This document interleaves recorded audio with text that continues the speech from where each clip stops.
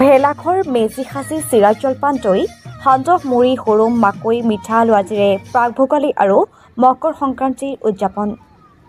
যোৰহাটৰ আগশাৰী শিক্ষানুষ্ঠান দিল্লী পাব্লিক স্কুলত আজি প্ৰাক-ভোগালী আৰু মকৰ সংক্ৰান্তি উদযাপন কৰা হৈছে।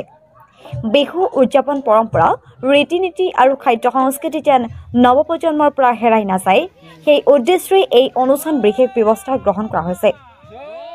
ছাত্ৰ-ছাত্ৰীৰ মাজত বিহুৰ লগত জড়িত খাদ্যসমূহ যেনে চিৰা দৈ মিঠা সান্দহ মুড়ি হুৰুম মাকৈ আদি চমুকৈ পৰিচয় কৰোৱা হয়। অনুষ্ঠানত ছাত্ৰ-ছাত্ৰীয়ে অসমীয়া পৰম্পৰাগত নৃত্যৰ লগতে বিভিন্ন জনগোষ্ঠীয় নৃত্য আৰু ভাৰতৰ বিভিন্ন ৰাজ্যৰ সাংস্কৃতিক নৃত্য প্ৰদৰ্শন কৰে। এই সাংস্কৃতিক বহুমুখিতাৰ মাজত তেওঁলোকৰ আনন্দিত উপস্থিতি লক্ষ্য কৰা হয়। বিদ্যালয় কৰ্তৃপক্ষই উল্লেখ কৰিছে এই ধৰণৰ অনুষ্ঠানৰ জৰিয়তে ছাত্ৰ-ছাত্ৰীয়ে অসমীয়া পৰম্পৰাৰ ৰীতি-নীতি আৰু খাদ্য সংস্কৃতিৰ সৈতে পৰিচিত হোৱাৰ সুযোগ পায়। এই দিশে পৰম্পৰা সংৰক্ষণ আৰু নৱপ্ৰজন্মক সেই বিষয়ে শিক্ষিত কৰাৰ এটা সৰু প্ৰয়াস কৰা হৈছে। দিল্লী পাব্লিক স্কুল যোৰহাটত আমাৰ মাঘ বিহু চেলিব্ৰেট কৰিছোঁ। আমাৰ ল'ৰা ছোৱালীয়ে বিহু কথা পাহৰি গৈছে, মানে ঘৰে ঘৰে আজিকালি বিহুৰ কথা খুব মানে ভালদৰে নাজানে ল'ৰা ছোৱালীসকলে। সেইকাৰণে আমি আমাৰ সংস্কৃতিটো জোৰাই ৰাখিবলৈ কাৰণে আমি আজি এই অনুষ্ঠান পাতিছোঁ, য'ত ল'ৰা ছোৱালীয়ে বিভিন্ন ধৰণৰ আলু বিভিন্ন ধৰণৰ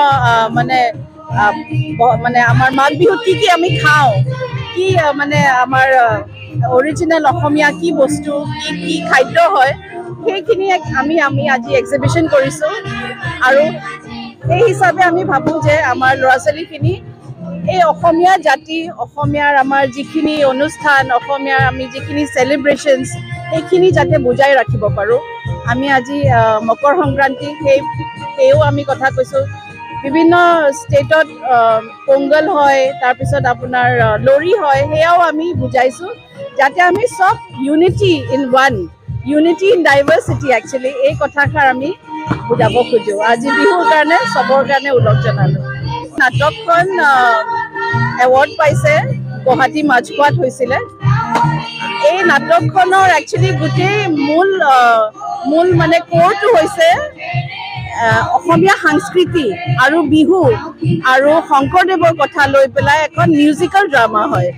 সেই আমাৰ বেষ্ট এক্টৰ এৱাৰ্ডো পাইছে আমাৰ ল'ৰা ছোৱালীয়ে এইটো নাটকত। Thank you so' mass.